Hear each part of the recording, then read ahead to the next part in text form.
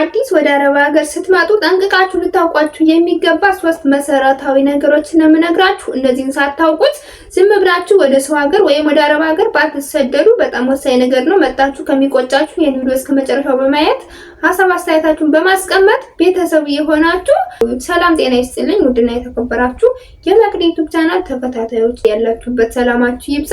ለዚህ ዩቲዩብ ቻናል ግን አዲስ ከሆናችሁ ሰብስክራይብ እና ላይክ ሼር እያደረጋችሁ ቤተሰብ ሁኑ። ሐሳብ አስተያየት ካላችሁ ኮሜንት መስጫው ላይ አስቀምጡልኝ እንደተለመደው ማለት ነው። መግቢያው ላይ እንደነገርኳችሁ አዲስ ወደ አረብ ሀገር ስትመጡ ልታውቋቸው የሚገባ ጠንቅቃችሁ እነዚህ ነገሮች ካወቃችሁ መታችሁ ምንም አይነት ጉዳት ላይደርስባችሁ ይችላል። ምንም አይነት የአእምሮ ጭንቀት ላይ ይዛችሁ ይችላል። ለምን አውቃችሁት መታችኋል ማለት ነው። እነዚህ ነገሮች ግን ካላወቃችሁት በጣም ወሳኝ ነገር ስለሚሆነ በጣም ከባድ ሊሆንባችሁ ይችላል የአረብ ሀገር ህይወት ማለት ነው። ከዚህ በፊት ግን ቻናሌን ላይክ አላደረጋችሁ ላይክ አድርጋችሁ ጀምሮ ሰብስክራይብ ያላደረጋችሁ ደግሞ ሰብስክራይብ ያደርጋችሁ ቤተሰብ ሁኑ። አንደኛና የመጀመሪያው የምትሄዱበትን የሀገሩ ሁኔታ በሚገባ ማጥናት አለባችሁ። እንዴት ነው የምታጠኑት? የገንዘቡ መጠን፣ የአየሩ ሁኔታ በጣም አስጠንቅቃችሁ ብዙ እህቶችን መጠየቅ አለባችሁ። መቼም የትኛውም አረብ ሀገራት የሄዱ ብዙ እህት ወንድሞቻችን አሉ። በዛ ላይ ደግሞ ሴት ለሴት ብዙ የሚወሻሹት ነገር የለም። ያለውን የአየር ሁኔታ የገንዘቡን መጠን ማወቅ አለባችሁ። ከአረብ ሀገር ማነው ከኢትዮጵያ ወደ አረብ ሀገር ስትመጡ ብዙ ወጪ አስወጥተን ብዙ ወጪ አውጥተን ነው የምንመጣው። ፓስፖርት አለ፣ የትራንስፖርት አለ፣ የደላላ የሚከፈል የተለያዩ ነገሮች አሉ እና ብዙ ገንዘብ አስወጥታችሁ ስለምትመጡ መታችሁ በማይረባ ደሞዝ የምትቀጠሩ ከሆነ መታችሁ እዚህ ሀገር ያን ሁሉ ወጪ አውጥታችሁ በብዙ ገንዘብ ማትቀጠሩ ከሆነ ምን ፋይዳ አለው? ምን ዋጋ አለው? ስለዚህ የምትሄዱበትን የሀገር ሁኔታ በሚገባ ለምሳሌ ዱባይ ሊሆን ይችላል፣ ቤሩት ሊሆን ይችላል። አዲስ ቋንቋ ማትችሉ ከሆነ የመጡ ከሀገራችሁ ሰዎች ሊኖሩ ይችላሉ። ብዙ ሰዎች እንደሆነ የአረብ ሀገር ዳልሽኮ ምናምን እየተባለ ወሬ እንሰማለን። ስለዚህ ከአረብ ሀገር ወደ አረብ ሀገር የምትሸጋገሩ ቢሆን ግዴታ የምትሄዱበትን አረብ ሀገር ወሳኝ ነገር ነው። ምን ያክል ደሞዝ እንደምትሰሩ ማወቅ አለባችሁ። ገብታችኋል አይደል? በእርግጥ ከቦታ ቦታ ሊለያይ ይችላል። ካንዱ የተለያየ ነገር ግን ከጓደኞቻችሁ ከጠየቃችሁ በኋላ ኢንፎርሜሽን ከያዛችሁ በኋላ የምትሄዱበት ደላላ ስንት ደሞዝ እንደሚከፈላችሁ ሊነግራችሁ ይችላል። መናገርም ግዴታ ነው። ለምን ስንት እንደሚመነዘር ስንት እንደሚደርስ በኢትዮጵያ ምናምን አስባችሁ እናንተ እንዴት እኮ ልትሄዱ ምናምን ብላችሁ ልትመጡ ትችላላችሁ። ዝም ብላችሁ ግን መምጣቱ ለእናንተ በጣም ከባድ ነገር ስለሚሆን የገንዘቡን መጠን የአየሩን ሁኔታ ማወቅ አለባችሁ። ለምን የአየሩን ሁኔታ እንዴት ነው የምታውቁ? ለምሳሌ ኢትዮጵያ አሁን ክረምት እየገባ ነው። እዚህ አረብ ሀገር ደግሞ አሁን ሙቀት እየመጣ ነው። ገብቷችኋል? ወደዚህ የምትመጡት ሙቀት ነው። እዛ ሀገር እኮ ክረምት ነው ብላችሁ የሙቀት ልብስ ነው ለብሳችሁ የምትመጡ ወይም የሙቀት የሚሆን ልብስ ነው ይዛችሁ የምትመጡ።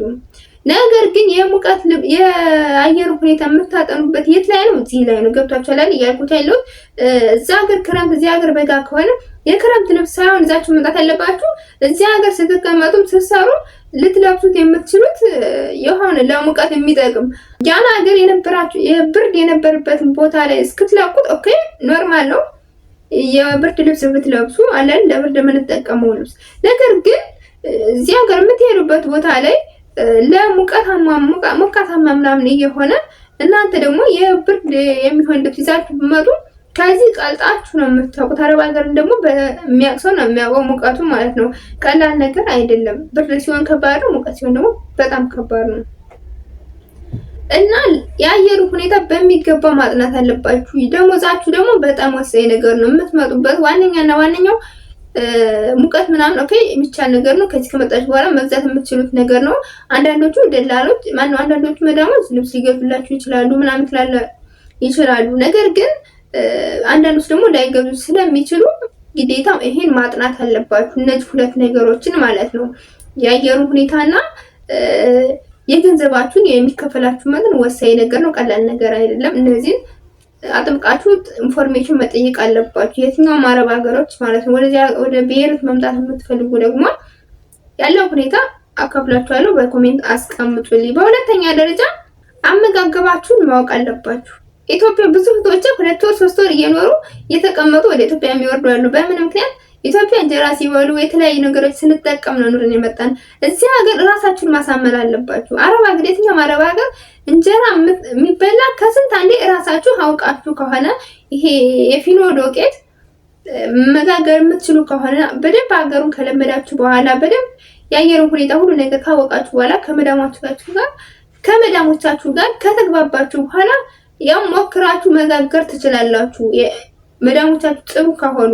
ነገር ግን ከኢትዮጵያ ወደ አረብ ሀገር እንደመጣችሁት የምትጠቀሙት ወይም ያጋጥማችሁ መጀመሪያ ሩዝ ነው። በዋናነት ምንም አይነት ምግብ ሲቀርብ ሩዝ አልባ አይበላም።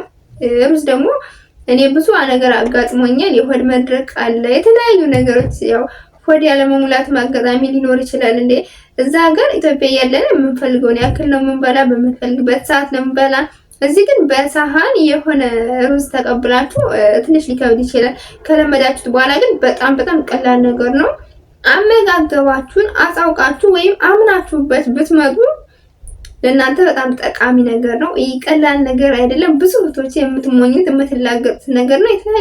የተለያዩ ሀገራት የተለያየ ነገር ሊመስላችሁ ይችላል። ይህን ስላችሁ ደግሞ ሙሉ ለሙሉ ሩዝ ላይ ሆነ ይችላል አንዳንዴ ምናምን ነው።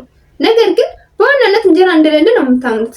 እንጀራ ምናምን የሚባል ነገር የሚታሰብ ነገር አይደለም። እንጀራ ምናምን ነገር የለም። ኢትዮጵያ የምንበላው ምግብ በርበሬ ምናምን ነገር የለም። እዚህ ሀገር በአብዛኛውን ጊዜ ሩዝ አልጫ ነገር ብቻና ብቻ ነው የሚጠቀሙት ማለት ነው። በሶስተኛ ደረጃ የልብሳችሁን ሁኔታ ማወቅ አለባችሁ። እንዴት ነው የምታውቁት? ብዙ መዳሞች የሚያስለብሷችሁ ዩኒፎርም ነው። ብዙዎች እህቶች ደግሞ እኛ ዩኒፎርም አንለብስም፣ እኔ እንዴ እሷን ባል ፈልግላታለሁ፣ እኔ እንዴ እሷን ልጅ ፈልግላታለሁ፣ የመጣው ለስራ ነው የምትሉ። ነገር ግን ብዙ መዳሞች እናንተ እንደምታስቡት አይደሉም። እነሱ እንደሚያለብሷችሁ ነው መስራት ያለባችሁ። የመጣችሁ ለስራ ነው። ብቻ በምትችሉት አቅም በልካችሁ እንዲሆን ብቻ መናገር አለባችሁ እንጂ የልብሳችሁን ሁኔታ ማወቅ አለባችሁ ማለት ነው። ብዙ መዳሞች በቃ ከልክ ያለፈ ስፋት ቀላል ነገር አይደለም እኮ የሚያማጡት ዩኒፎርም።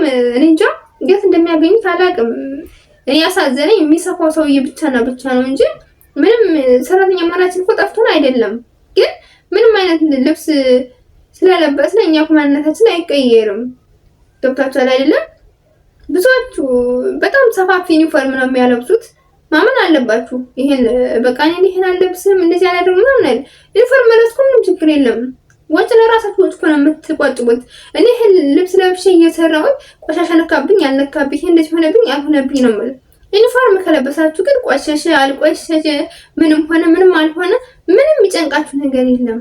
አንዳንድ መዳሞች ዩኒፎርም የሚያስለብሱ በጣም ሰፋፊ ዩኒፎርም ስለሚያስለብሷችሁ ይሄን አውቃችሁና አምናችሁበት ብትመጡት ቀላል የሚለው ነገር አይገልጸውም። ገብታችኋል አይደል ያልኩት ያለሁት?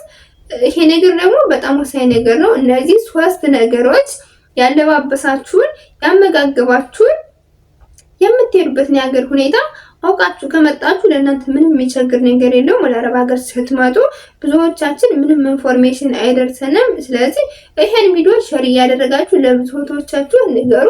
ሼር እንኳን ባታደርጉት የሆነ መምጣት ለሚፈልጉት እህቶቻችሁ እንደዚህ አይነት አጋጣሚዎች ሊያጋጥማችሁ ስለሚችል እንደዚህ አይነት ነገር ጠንቅቃችሁ ብታውቁና ብትመጡ ለእናንተ ወሳኝ ነገር ነው ብላችሁ ብትናገሩ ትልቅ ነገር ነው፣ ትልቅ እህትነት ነው ማለት ነው። የዛሬ ቪዲዮ ይሄን ይመስል ነበር። ለዚህ ዩቲዩብ ቻናል ግን አዲስ ከሆናችሁ ሰብስክራይብ እና ላይክ ሼር እያደረጋችሁ ቤተሰብ ሁኑ።